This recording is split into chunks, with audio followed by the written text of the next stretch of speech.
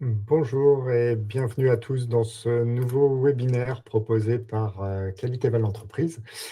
Donc, on parlera aujourd'hui de la participation des usagers, donc comment en faire un levier de qualité au sein de son ESMS. Alors, avant de commencer et en laissant encore quelques minutes à notre présentatrice pour nous rejoindre, parce qu'elle vient d'avoir un petit souci technique et elle a disparu du webinaire. Donc, je vais lui laisser quelques instants pour nous rejoindre. Je vous invite donc à vous présenter dans le chat. Vous avez un onglet de chat en bas à droite de votre écran. Vous pourrez tout au long de la présentation également poser vos questions dans l'onglet questions. On y reviendra. Quelques rappels d'usage si jamais vous avez des soucis de connexion. N'hésitez pas à m'indiquer également, peut-être dans le chat, si le son et l'image est bien pour vous, s'il n'y a pas de problème. Ça nous donne toujours une confirmation. Bonjour, merci. Pour rappel, le webinaire est enregistré, donc vous aurez accès au replay dans quelques temps. Voilà, Charlotte nous rejoint. Donc vous aurez accès au replay après la présentation. Pour les clients, vous retrouvez comme d'habitude le replay de la vidéo à partir de lundi dans le logiciel directement dans le centre d'aide.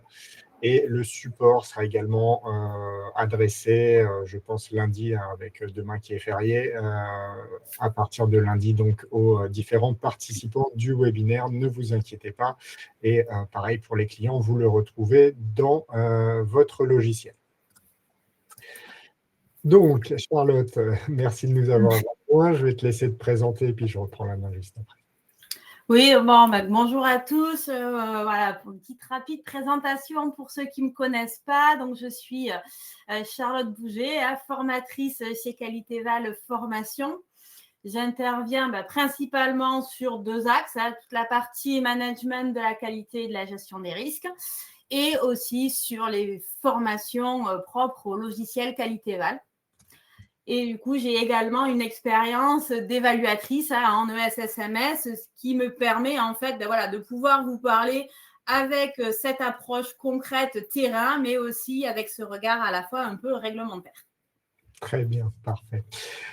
Et donc moi, Antoine Med, c'est moi qui anime les webinaires chez Qualitéval. Je suis responsable du logiciel Qualitéval, du contact client, notamment avec les groupes, et également, je suis chef de projet sur les évolutions de ce logiciel. Alors, donc comme je le disais en préambule, je vous invite à poser vos questions directement dans l'onglet questions. Ça nous permettra de les afficher lorsqu'on va y répondre en fin de webinaire. Donc, il y a à peu près 40-45 minutes de présentation et puis 10-15 minutes de questions qui sont prévues à la fin. Donc, n'hésitez pas à poser vos questions tout au long de la présentation. On y revient à la fin pour éviter de couper la présentation, sauf questions vraiment spécifiques qui interviendraient pile au bon moment. Voilà. Vous aurez également, et on va commencer tout de suite, un sondage. Voilà, on a deux sondages pour vous aujourd'hui. Je vais peut-être te laisser les présenter et puis pendant ce temps, je les affiche directement les uns après les autres. Oui, alors on a deux petits sondages qui arrivent pour commencer. Aujourd'hui, dans votre structure, du coup, vous diriez que la participation des usagers, est-ce qu'elle est plutôt embryonnaire, en construction, fonctionnelle, voire totalement exemplaire? Alors, les personnes sont en train de remplir. Pour l'instant, on est entre embryonnaire et en construction.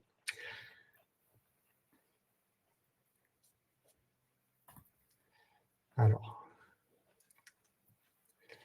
je rappelle à tous, vous avez accès aux résultats du sondage si vous cliquez sur le petit œil dans la fenêtre après avoir répondu.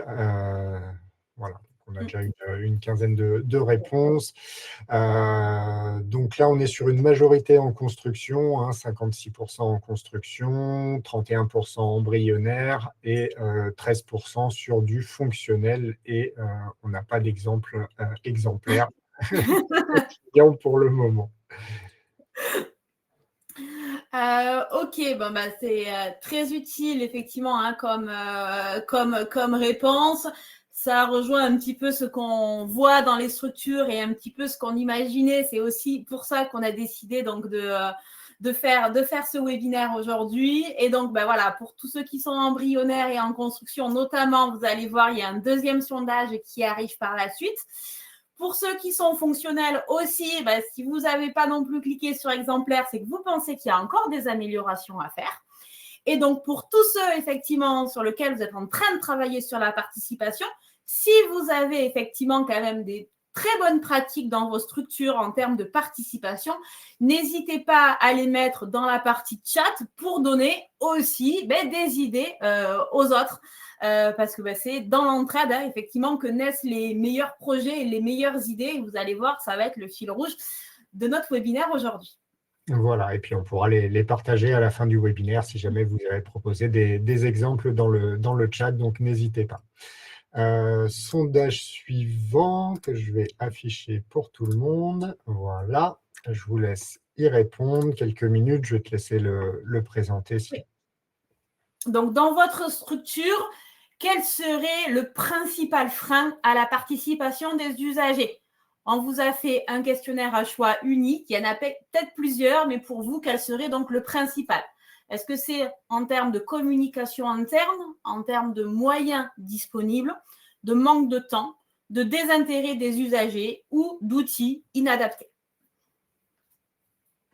Voilà, on va vous laisser encore quelques secondes pour y répondre. Pour l'instant, on est entre le désintérêt et les outils inadaptés. Alors, est-ce que ça va changer encore un petit peu? N'hésitez pas pour ceux qui n'ont pas encore validé. Voilà. Alors, dans les résultats, à l'heure actuelle, donc on aurait en première position avec 38% des outils inadaptés. En deuxième position, 31%, le désintérêt des usagers. Même si, voilà, selon les votes, là, ça revient à peu près à égalité. Le manque de temps qui arrive en troisième, autour de 20-22%. Et il y a les moyens disponibles, voilà, autour d'une dizaine de pourcents. Ok. C'est effectivement voilà, des informations qui vont être utiles après, encore une fois, notamment sur toute la partie outils. On va pouvoir voir un petit peu tous les outils et comment adapter les outils par rapport à vos structures. Et au niveau du désintérêt, on va essayer de voir aussi avec les différents outils et les différents moyens qu'on va vous proposer, comment on peut essayer aussi de redonner de l'intérêt à cette participation. Très bien. Bon, j'ai vu qu'il y a déjà des premières questions, donc on y reviendra, comme je le disais, à la fin. N'hésitez pas à continuer à alimenter cet onglet questions. Vous pouvez même voter pour les questions des autres, s'il y en a qui vous semblent pertinentes. Comme ça, on les passe en priorité dans les réponses. Je te laisse la main pour ta présentation. Ouais. Donc, on va effectivement maintenant rentrer dans le vif du sujet sur la participation des usagers, dans l'idée effectivement de ne pas la voir uniquement comme une obligation réglementaire, une case à cocher, mais on va essayer de voir comment on peut en faire un véritable levier de la qualité pour votre structure. Pour ça, on va repartir de la base, comme toujours, c'est cette loi 2002 où on parle de participation des usagers. Donc, ce n'est pas une idée nouvelle en 2026, où on a effectivement pu, dans cette loi 2002, rappeler, indiquer quels étaient ces droits des personnes, le droit à l'information notamment, qui va nous intéresser aujourd'hui, le droit à la participation, les projets personnalisés, etc. C'est des termes et des mots qu'on connaît maintenant depuis de nombreuses années. Et pourtant, avec ma casquette d'évaluatrice, je peux voir lors des évaluations qu'on n'est pas toujours non plus quand même sur des acquis pour toutes les structures. Donc, ça va être effectivement dans cet objectif-là que la HAS a fait du coup son manuel d'évaluation en 2022. On en parle souvent de ce référentiel, il n'est pas nouveau maintenant. Mais dedans, en tout cas, ce qui est important, c'est que dans ces enjeux de l'évaluation, c'est de permettre à la personne d'être actrice de son parcours. Donc, on retrouve bien, même si on n'a pas le terme de participation en tant que tel, on voit bien qu'on est sur cette même notion-là, avec 3, on va dire, sous-notions qui ressortent dans le référentiel. C'est le fameux pouvoir d'agir qu'on va voir juste après, la participation, qui va être de la consultation à la codécision qu'on verra aujourd'hui, et bien évidemment, la qualité centrée sur la personne.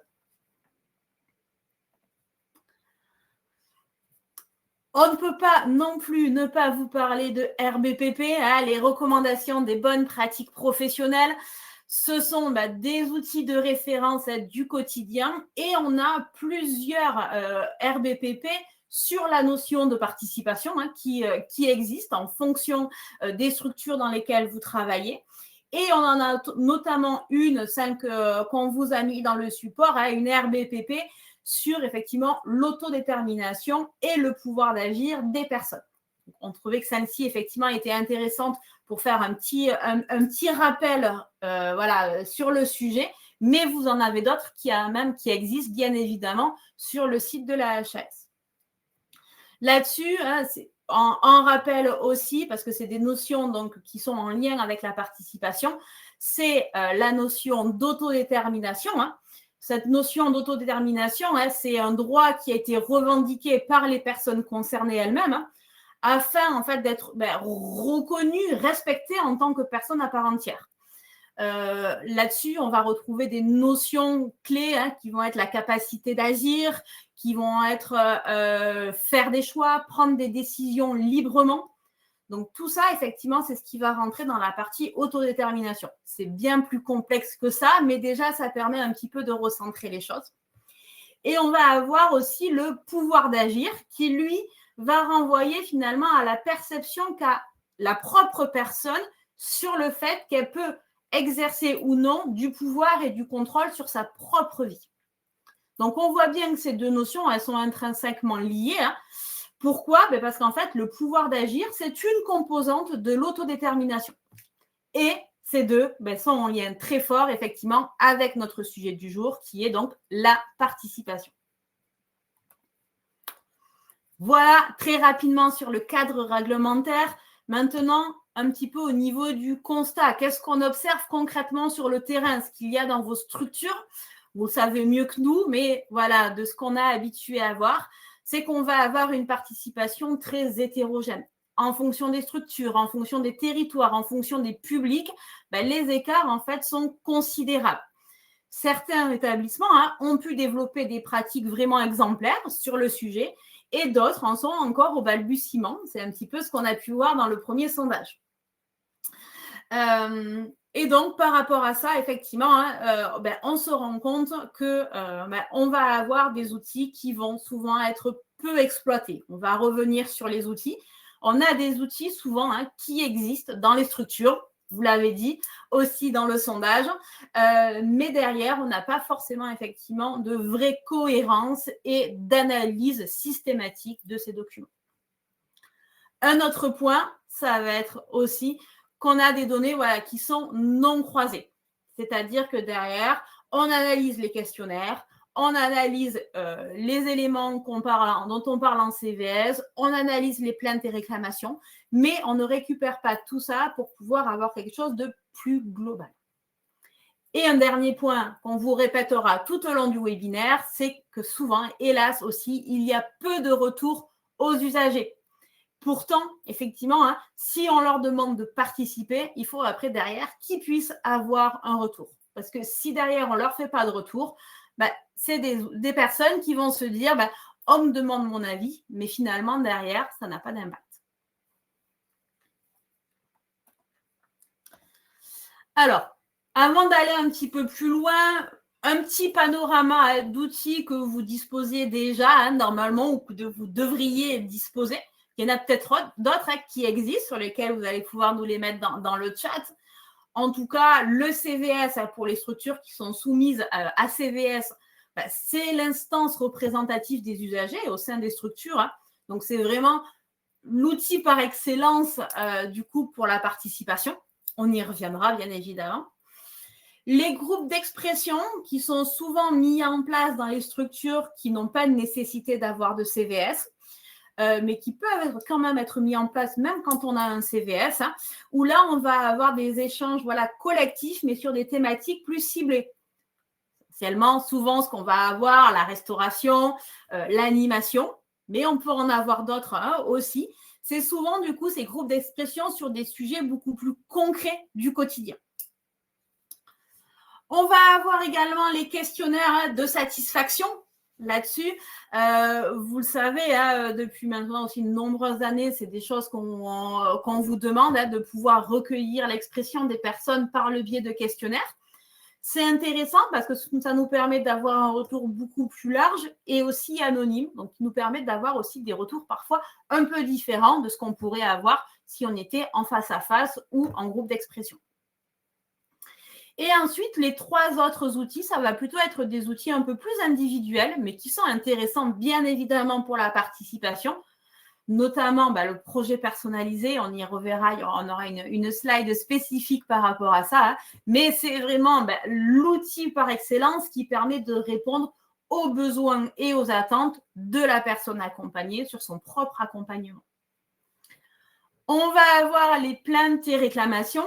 Aussi, on en entend beaucoup parler, notamment avec ce nouveau référentiel, mais ça nous permet effectivement de révéler des dysfonctionnements que d'autres moyens d'expression n'auraient pas permis de le faire, notamment des questionnaires.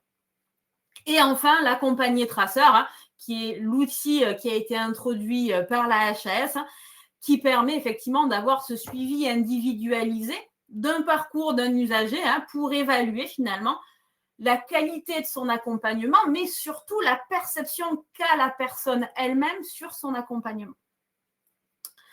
Donc, ces 6 outils, comme je disais, il y en a d'autres aussi qui existent. On a voulu vous faire un focus sur ces 6 plus importants, on va dire. Ce sont des sources d'informations précieuses. La question finalement qui reste en suspens et qu'on va voir après, c'est qu'est-ce que vous en faites de ces outils-là ?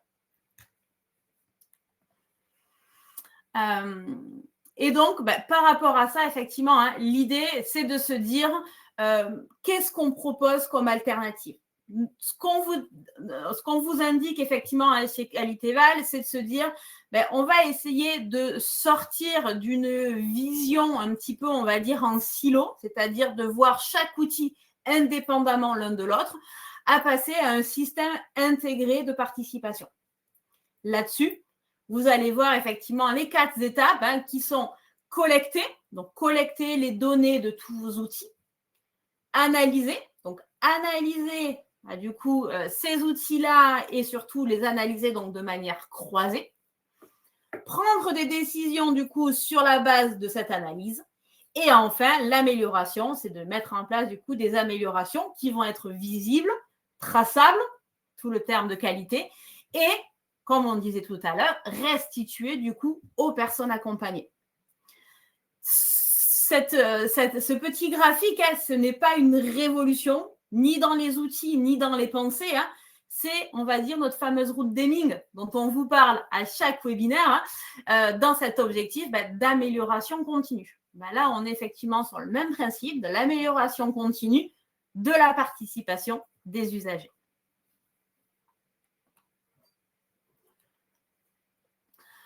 Donc, par rapport à ça, effectivement, c'est de se dire que l'objectif, c'est de pouvoir effectivement relier toutes ces entrées multiples que vous pouvez avoir, quelle que soit effectivement la forme de participation, de pouvoir faire une analyse croisée entre ces différentes entrées pour pouvoir effectivement faire apparaître finalement des priorités qui resterait invisible, donc si on regardait chaque outil séparément. Donc, c'est vraiment effectivement un point qui est important, c'est de se dire, voilà, chaque outil œuvre pour l'amélioration de la prise en charge, de l'accompagnement que l'on fait. Mais si on les voit séparément, finalement, on ne va pas jusqu'au bout de la réflexion. Mais de temps en temps, il faut avoir aussi cette vision un peu plus macro pour avoir cette vision-là d'un système, on va dire, plus intégré. Donc, on va rentrer maintenant encore un peu plus dans le vif du sujet, hein, dans cette deuxième partie qui va être la partie la plus importante à mon sens, c'est l'échelle de participation. Qu'est-ce que ça veut dire? Ça veut dire que toutes les participations, finalement, ne se valent pas. Il va y avoir un gradient hein, du simple accueil d'une information jusqu'à un pouvoir d'agir réel. Et par rapport à ça, ça va être effectivement de se dire, dans votre structure, honnêtement, quelle est l'évaluation de ce niveau de participation que vous avez et du coup, quelles sont les marges de progression associées. Alors, cette échelle de participation, vous la voyez là dans la diapo. C'est une échelle de participation qui a été créée au départ en termes de citoyenneté. Donc, c'est une échelle de participation de la citoyenneté qui a été adaptée par la HAS en 2020 pour la simplifier, et du coup, avec 4 grands niveaux de participation. En bas de l'échelle, ça va être l'information. Qu'est-ce que ça veut dire? Ça veut dire que notre usager, il va recevoir de l'information, il assiste par exemple à des réunions, il est là, mais il n'a pas d'influence. Ça, effectivement, c'est le niveau de base de la participation. Ensuite, le deuxième niveau qui va être la consultation. Là-dessus, c'est que finalement, les usagers, ils sont sollicités pour donner des informations, donner des avis. Donc, on va demander aux personnes leur avis. Mais finalement, à la fin, le pouvoir de décision, il est toujours au niveau de l'établissement, de l'encadrement. La collaboration, qui va être le 3e sur 4e niveau de participation. Là-dessus, effectivement, on va plus loin. Oui, on consulte, oui, on recueille l'avis de la personne, mais on discute ensemble et surtout, c'est que la prise de décision, elle est partagée. Et enfin, le dernier niveau de participation, c'est le partenariat. Là-dessus, effectivement, l'usager, il va co-construire, il va co-décider, voire, on va le voir juste après, il peut même initier des projets de manière quasiment autonome. C'est l'idéal, c'est finalement le haut de l'échelle, de notre échelle de participation. L'objectif aujourd'hui n'est pas de passer du 1er au 4e niveau du jour au lendemain, mais de procéder finalement consciemment avec une stratégie pour pouvoir évaluer effectivement votre niveau de participation et voir comment vous allez pouvoir progresser par rapport à ça. Donc, cette échelle, je trouve qu'elle est vraiment intéressante pour ça. Et moi, je vous invite effectivement à prendre un petit peu de recul sur vos outils et sur du coup les espaces que vous avez de participation de vos usagers pour regarder honnêtement où se situent vos outils aujourd'hui face à cette échelle. Est-ce qu'aujourd'hui, on va le voir, par exemple, juste après, le livret d'accueil a été créé du coup en interne par une personne et on donne l'information à la personne. Donc, est-ce qu'on est à un niveau 1 de participation ou est-ce que ce livret d'accueil, il a été co-construit avec les personnes? Et dans ces cas-là, on peut être sur de la consultation, voire de la collaboration. Donc, c'est ces réflexions-là, effectivement, à avoir pour chacun de vos outils pour vous dire, est-ce que je ne peux pas, finalement, grimper une marge de plus à mon échelle? Donc, au niveau, effectivement, de cette première étape, alors j'ai regroupé, au niveau des 4 axes, j'ai regroupé les 2 premiers, qui sont du coup l'information et la communication, parce qu'effectivement, ils sont fondateurs. On ne peut pas aller à l'étape 4 sans être passé par l'étape 1, 2, puis 3. Donc, avant de participer, finalement, l'usager, il doit comprendre. Et c'est loin, finalement, d'être acquis pour tous les publics, de pouvoir comprendre tous les documents. On pense notamment à l'accueil d'une personne dans votre structure. Le premier jour que vous voyez la personne, l'ensemble des documents que vous leur remettez, finalement, derrière, quels sont les éléments que la personne a retenus, souvent peu. Donc, c'est de se dire derrière, concrètement, comment on va pouvoir mettre à disposition tous ces outils, comment on va pouvoir communiquer dessus. Et là-dessus, la partie consultation, ça va être aussi comment derrière, on va pouvoir travailler sur ces documents-là avec les personnes pour qu'effectivement, ce soit des outils qui leur servent, qui leur parlent et qui aient du sens. Pour ça, pour l'objectif de tout ça, c'est finalement de rendre l'information accessible à tous. Et accessible à tous, ça veut dire par tous vos publics. Aujourd'hui, vous n'avez pas tous les mêmes types de publics, vous n'êtes pas dans les mêmes structures. Donc, un outil qui marche chez quelqu'un n'est peut-être pas un outil qui va marcher chez un autre. Donc, là-dessus, ça va être de trouver votre outil qui va être utile pour vos usagers. Là-dessus, on parle très souvent et à juste raison du FALC. Le facile à lire et à comprendre parce que c'est un outil très précieux là-dedans. Adapter, finalement, qu'est-ce que c'est? C'est adapter les supports aux capacités cognitives et langagières de chacun. C'est finalement une condition de base. Un exemple très simple que je donne, moi, souvent, c'est de se dire, quand on était en période de Covid, on a tous vu au-dessus de nos éviers et de nos lavabos comment bien se laver les mains. Là-dessus, d'avoir une procédure écrite, ça marche. D'avoir une procédure en petit dessin, c'est vachement plus simple. Par contre, d'avoir une procédure en chinois, ça va peu nous aider. Concrètement, c'est cette philosophie-là. Quand je parle de FALC ou quand je parle aussi juste après de support visuel, c'est de se dire quel va être le meilleur outil pour effectivement derrière que l'information soit transmise et comprise pour les personnes. Là-dessus, notre notion, ça va être la répétition. Parce que, comme je vous ai dit, notamment à l'accueil d'une nouvelle personne dans votre structure, une information qui va être donnée une fois dans une seule modalité est une information qui peut être retenue. Donc là-dessus, c'est de se dire effectivement, la répétition va aussi aider, accompagner la personne pour qu'elle puisse avoir cette compréhension. Le principe de l'aller vers, là-dessus aussi, c'est de se dire, on n'attend pas que l'usager cherche l'information pour lui donner, mais on va la porter jusqu'à lui. Alors bien sûr, après, l'usager peut venir chercher l'information, mais en tout cas, effectivement, de se dire, on va aller, nous aussi, pouvoir lui donner cette information.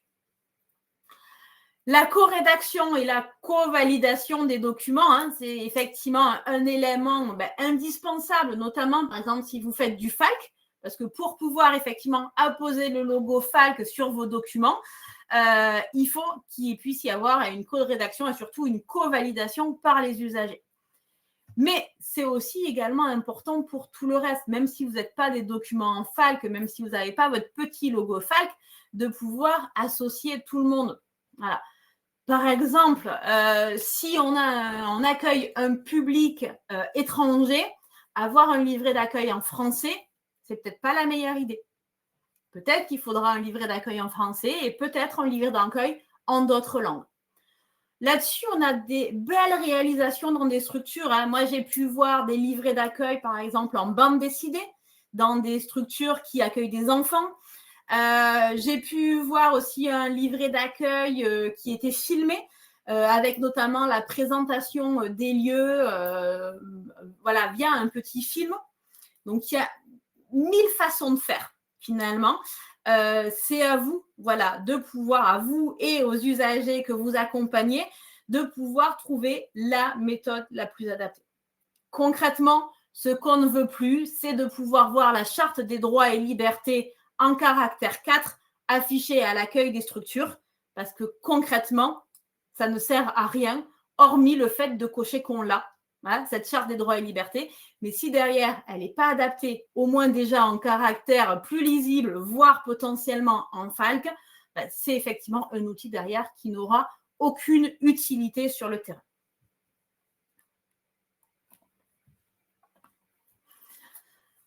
Là, le deuxième axe, ce qui va être la participation individuelle.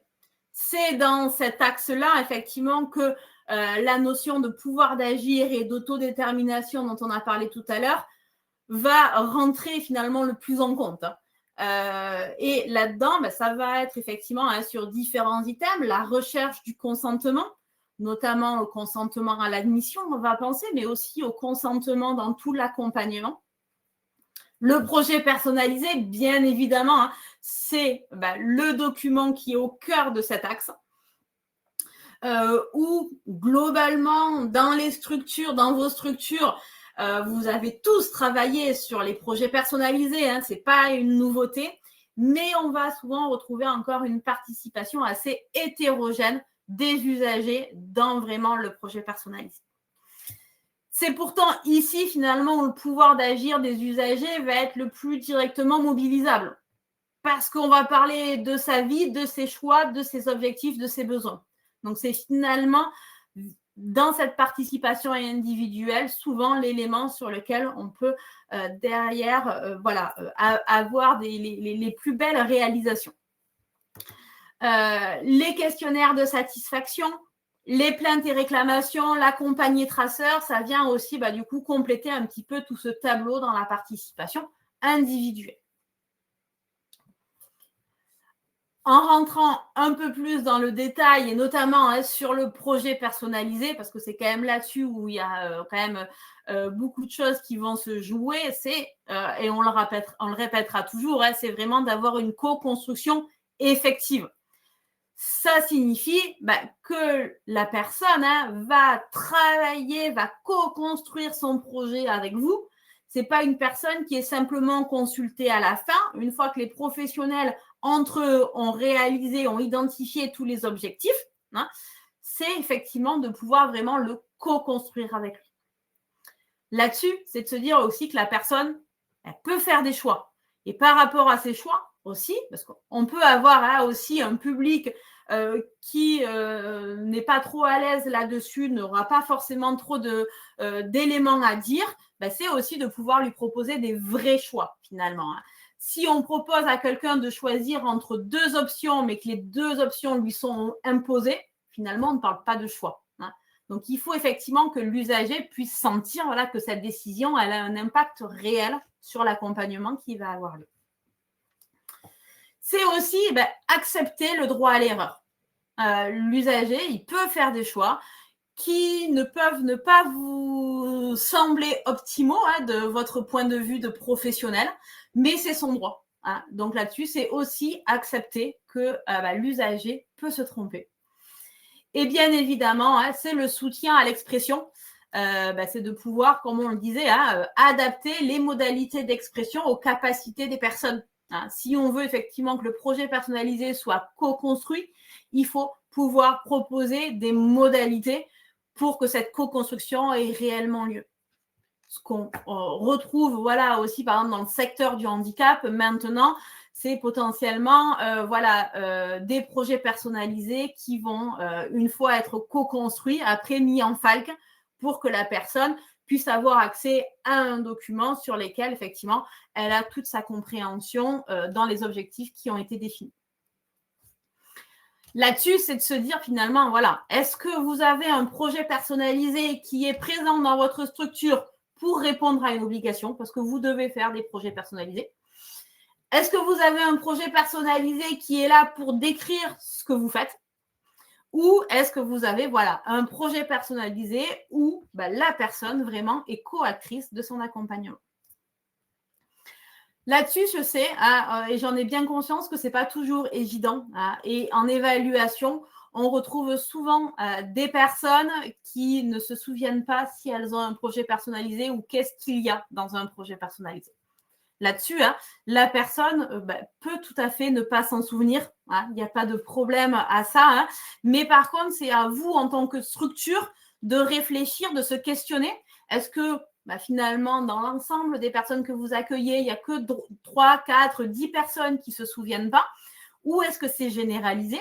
Et si c'est le cas, si c'est généralisé, comment peut-être on peut réfléchir à d'autres modalités, d'autres organisations pour que ce soit quelque chose, effectivement, qui prenne sens auprès des personnes accompagnées.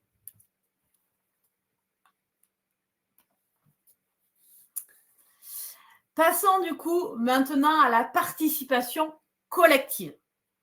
Là-dessus, on va avoir les CVS, donc les groupes d'expression thématique, des consultations collectives. C'est souvent aussi des choses qui existent dans vos structures, peut-être pas toujours ritualisées. En tout cas, c'est de se dire derrière, voilà, est-ce que vraiment dans ces instances-là, il y a un pouvoir décisionnel réel de la part des personnes qui sont présentes? Pas sur tous les sujets non plus, mais sur les sujets qui les concernent, effectivement, est-ce que derrière, il y a réellement un pouvoir de décision? Pour ça, concrètement, pour les structures qui ont obligation de mise en place de CVS, les structures ont souvent cette philosophie-là de participation collective, notamment sur les sujets en lien avec le cadre de vie, sur les activités, sur la restauration, sur tous ces sujets-là. Sur d'autres thématiques plus éloignées de la vie quotidienne, c'est parfois un petit peu plus difficile. Si on parle de bientraitance, de démarche qualité, on sait notamment avec le CVS et le référentiel HS qu'on doit parler de ces sujets en CVS. C'est souvent fait de manière descendante. L'objectif, c'est finalement de pouvoir quand même questionner et co-construire avec les usagers sur ces questions-là.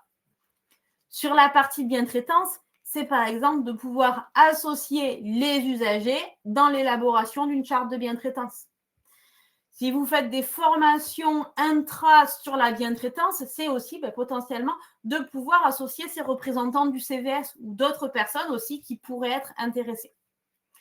Et bien évidemment, aussi, on y reviendra après très rapidement, mais si vous faites des auto-évaluations, ce qu'on vous conseille fortement, c'est de ne pas faire des auto-évaluations que sur la partie professionnelle et la partie gouvernance, mais aussi de faire des auto-évaluations sur la partie usager. Parce que vous le savez, on a un chapitre quand même entier sur effectivement toute la partie accompagnement concret des personnes accompagnées.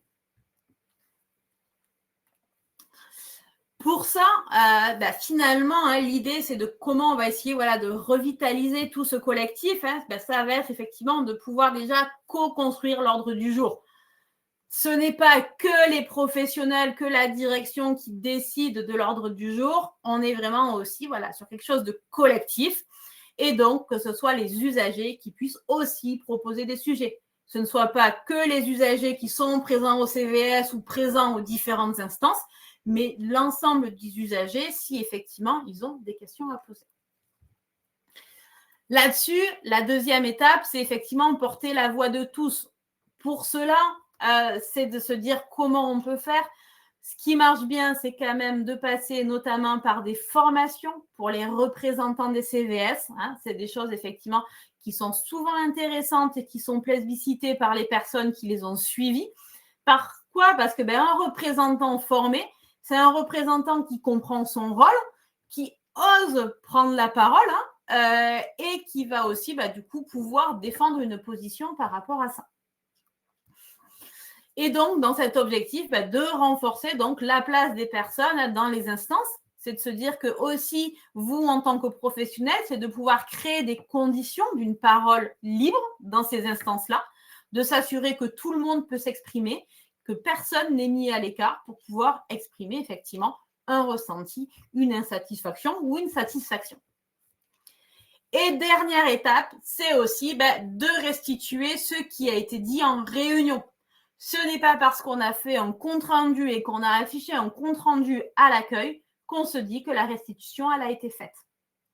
Donc, c'est vraiment de pouvoir assurer un retour aux personnes qui n'étaient pas présentes à la réunion.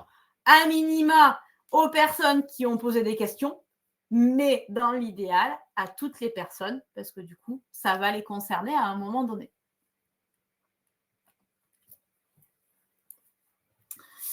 Dans la partie, effectivement, collaboration de notre échelle, donc le troisième niveau de notre échelle, on va retrouver la participation, finalement, ce que j'ai appelé un petit peu à la gouvernance. Est-ce que les usagers, finalement, participent aux décisions stratégiques de votre établissement?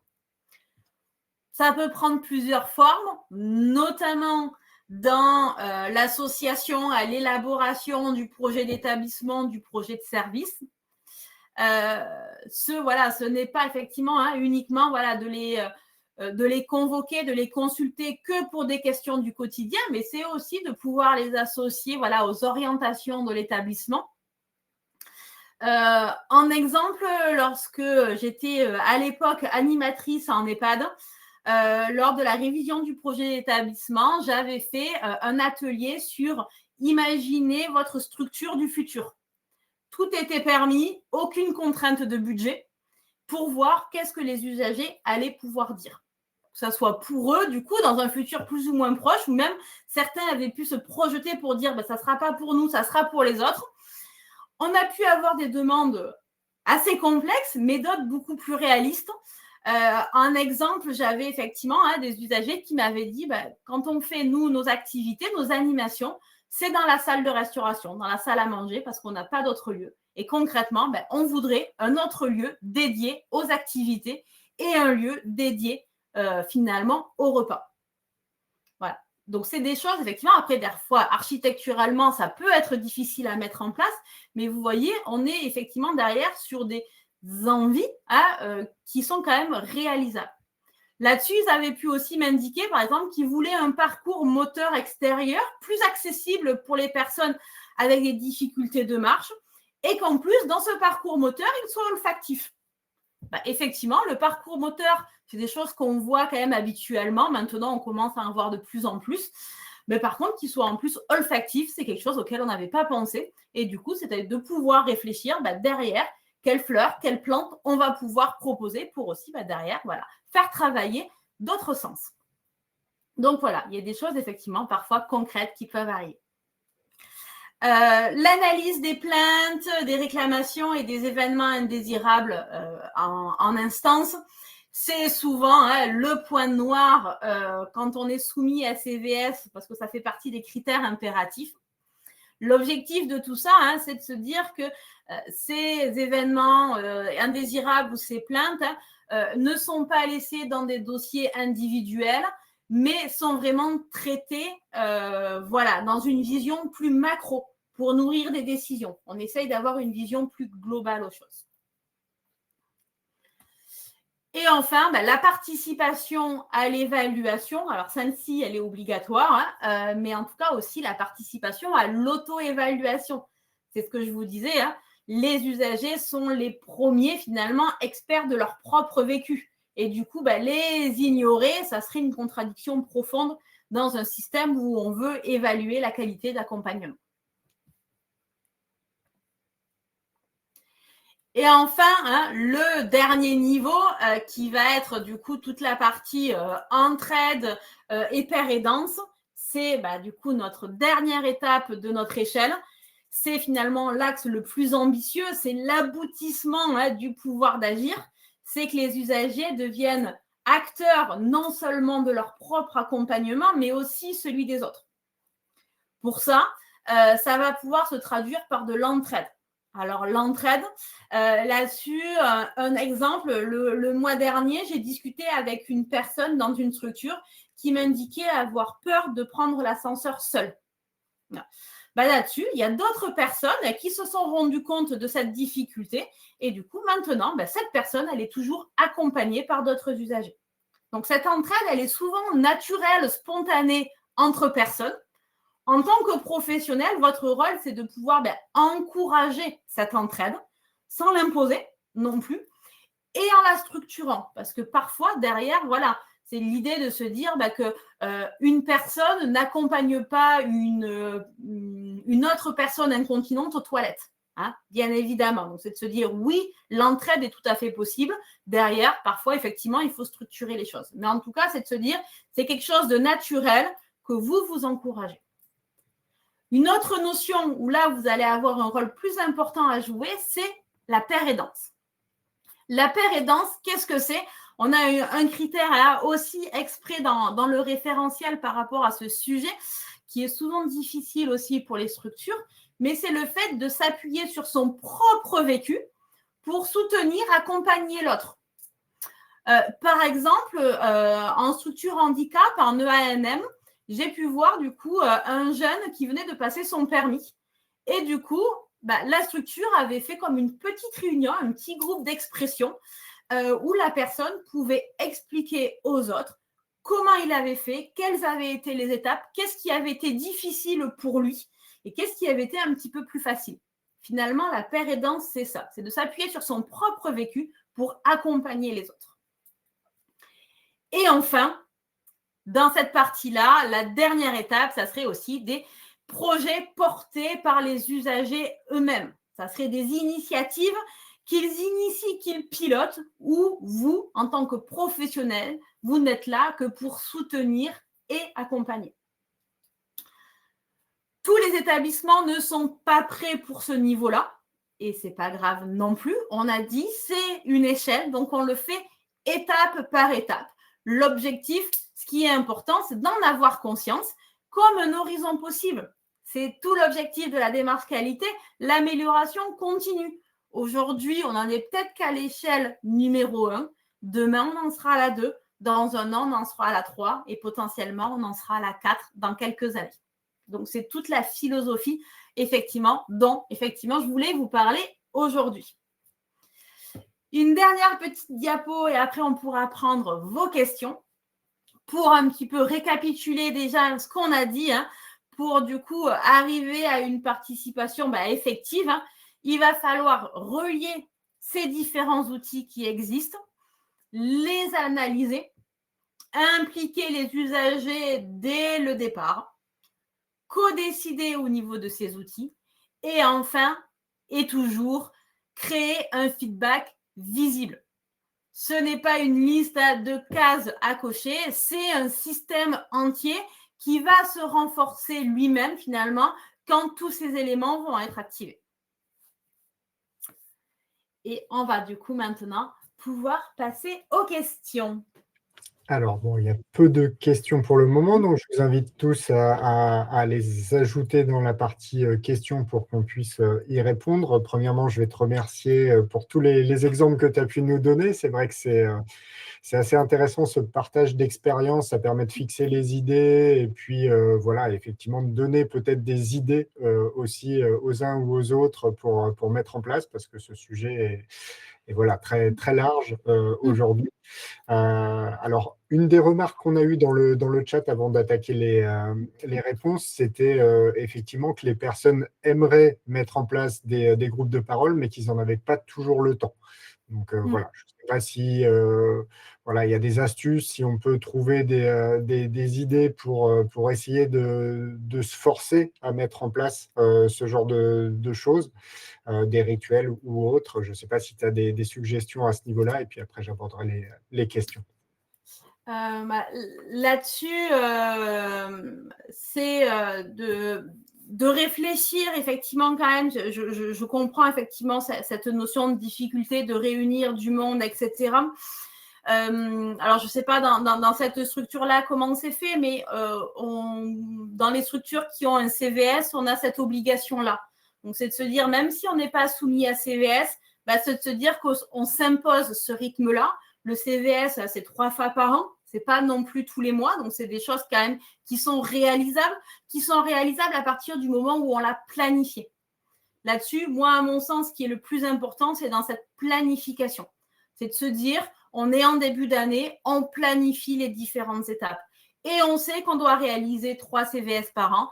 On sait que même si on n'est pas soumis à obligation, on réalisera 3 groupes d'expression par an. Après, la difficulté, c'est de trouver effectivement le jour, le lieu, l'horaire, etc., qui conviennent à tout le monde en fonction des structures. À un moment donné, on ne pourra pas non plus, faire que ça convienne à tout le monde, mais c'est de se dire, on en propose aussi plusieurs dans l'année et en fonction, c'est quelque chose qui va se mettre en place. La première, c'est souvent un peu plus difficile aussi, parce que comme c'est la première, personne ne sait vraiment de quoi on va parler, est-ce que je peux dire ça ou pas. Et après, vous allez voir, ça va être quelque chose qui va être ritualisé et sur lequel, après, vous n'aurez plus vraiment de difficultés. Très bien, je te remercie. Alors, je vais rebondir sur le CVS. On va élargir un petit peu les notions et puis après, j'aborderai précisément les questions qui ont été posées. Aujourd'hui, quelles sont les structures qui sont soumises à CVS et celles qui ne le sont pas? Et puis, j'afficherai après la question de M. Kelly qui est un peu plus précise là-dessus sur un cas particulier. Ok. Alors, les structures qui sont soumises à CVS, on a une réglementation qui a un petit peu changé, évolué au fil des ans. Là-dessus,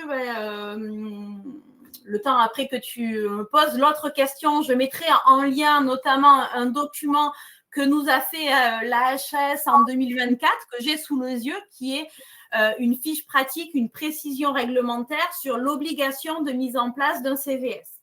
Et dedans, ce qui va nous intéresser, c'est dans les premières pages pour nous dire quelles sont donc les structures qui sont concernées dans l'obligation de mettre un CVS. C'est une réponse au départ assez simple.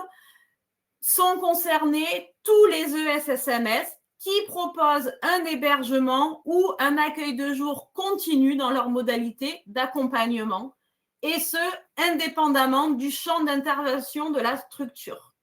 Donc, à partir du moment où vous avez un hébergement ou un accueil de jour continu, ça ne veut pas dire tous les jours de la semaine. Continu, ça veut dire effectivement qu'il se répète. Oui, vous avez obligation d'avoir un CVS. Quelques petites particularités pour certaines structures, mais en tout cas, dans la globalité, c'est ça. Très bien. Alors, juste pour rappel, et après je pose la question, ne vous inquiétez pas. Dans le logiciel, hein, pour ceux qui sont clients du logiciel, si vous indiquez correctement votre catégorie dans les activités, dans les paramètres, si vous sélectionnez la bonne catégorie HAS, normalement, le logiciel vous indique par défaut si vous avez ou pas un CVS. Vous pouvez bien évidemment le modifier s'il y a une erreur, mais le logiciel est déjà prédéfini pour vous indiquer cela. Alors, question donc de Monsieur Kelly. Est-ce que dans le cas particulier d'un CHRS, on doit mettre en place un CVS? Oui, effectivement, on doit mettre en place un CVS en CHRS.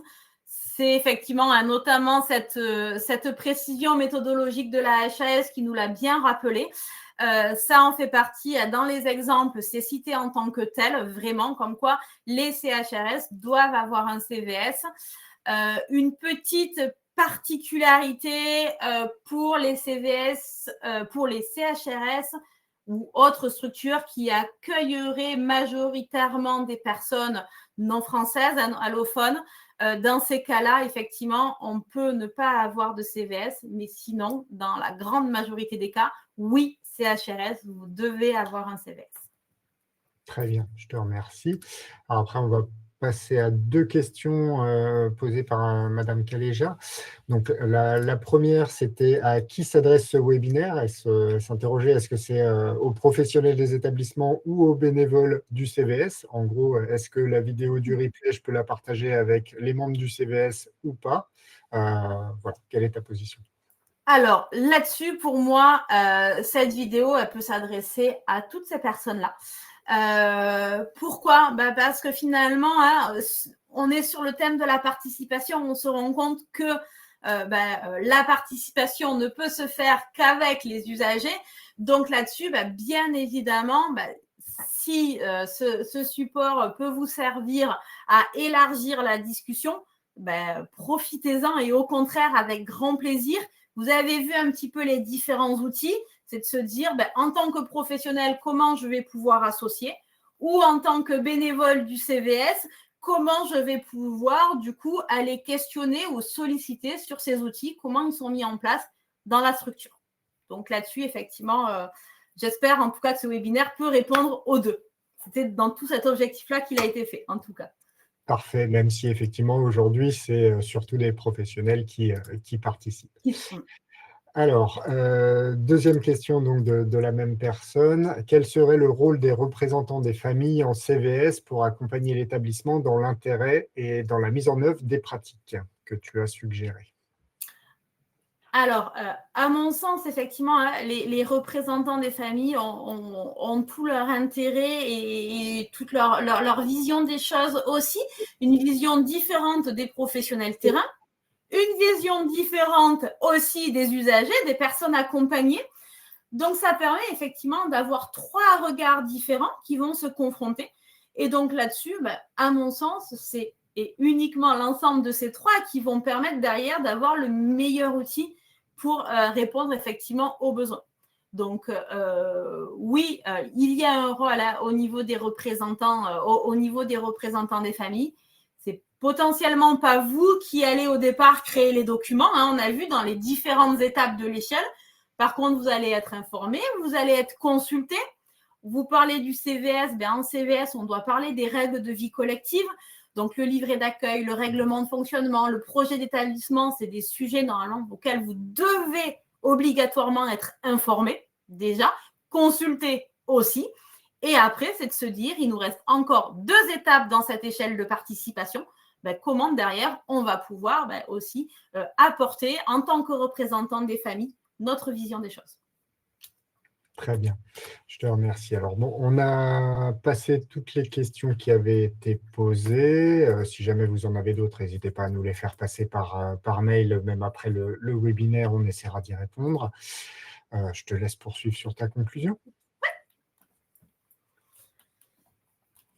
Alors, pour terminer effectivement ce webinaire, concrètement, ce que je vous dis, c'est sans attendre. L'idée, c'est de se dire en première action, cartographiez vos outils existants. Faites l'inventaire. Qu'est-ce que vous avez par rapport à ces outils?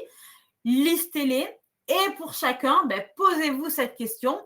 Quel est le niveau d'impact réel qu'a cet outil aujourd'hui pour les personnes? On a vu les 4 niveaux.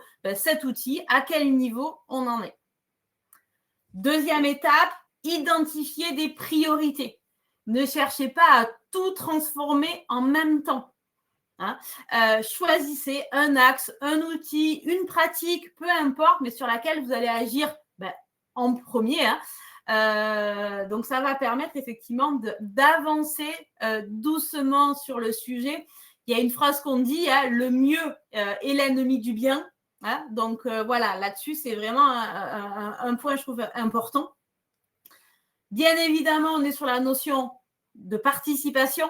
Donc, forcément, on va devoir associer des personnes à la démarche, les impliquer dès le départ, pour qu'ils puissent être présents effectivement dans les réflexions sur les outils eux-mêmes. Qui de mieux que les personnes elles-mêmes pour vous dire ce qui fonctionne et ce qui ne fonctionne pas, ce qu'elles comprennent, ce qu'elles ont retenu de ces différents outils. Et bien sûr, 4e, toujours la même, avoir du feedback. Quelle que soit l'action que vous allez décider, prévoyez toujours comment vous allez restituer les résultats aux usagers. C'est une étape non négociable.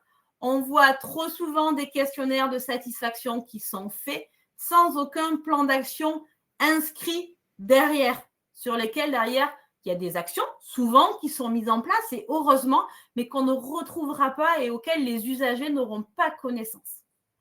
Donc, vous allez pouvoir avoir le CVS le plus structuré du monde, les questionnaires de satisfaction les plus complets, les groupes d'expression les plus réguliers. Si derrière tout ça, les usagers finalement n'ont pas de réel pouvoir d'agir, derrière, la qualité ne sera pas au rendez-vous et vous aurez fait tout ça pour rien.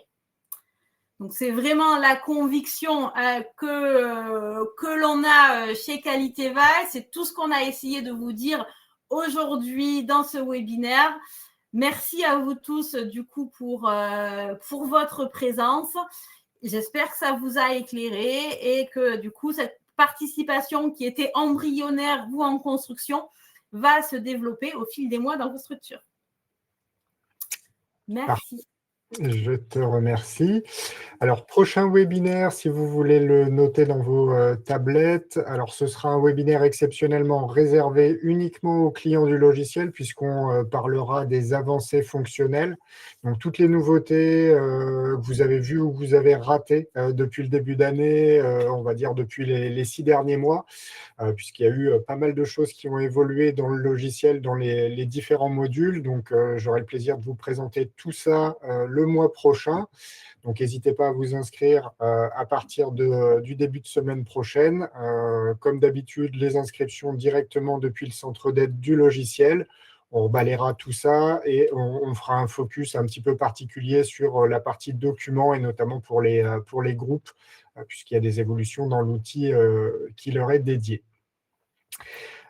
Pour finir sur le sujet du jour, donc tu as évoqué au début de ta présentation l'autodétermination. N'hésitez pas non plus à nous contacter si vous souhaitez être formé sur l'autodétermination. On a un module de e-learning qui est disponible. On a une formation classique sur 2 jours. Donc, n'hésitez pas à prendre contact avec mes collègues du centre de formation. Ça peut être pris en charge par votre OPCO dans le cadre de la formation professionnelle. On est bien évidemment certifié Calliope. Donc, n'hésitez pas à nous consulter sur l'adresse formation@qualitéval-entreprise.fr. De toute façon, vous retrouverez tout ça dans le support qu'on va vous envoyer. Voilà, merci Charlotte pour cette présentation très complète. Encore une fois, pour le partage de tes différents exemples et de ton expérience de vécu. C'était très intéressant aujourd'hui, un sujet complet qu'on n'avait pas encore abordé dans les webinaires. Donc, c'est toujours intéressant. Et merci à tous pour votre participation, votre écoute et pour vos questions. Voilà, à très bientôt. Merci à vous tous, au revoir. Bonne fin de journée, au revoir.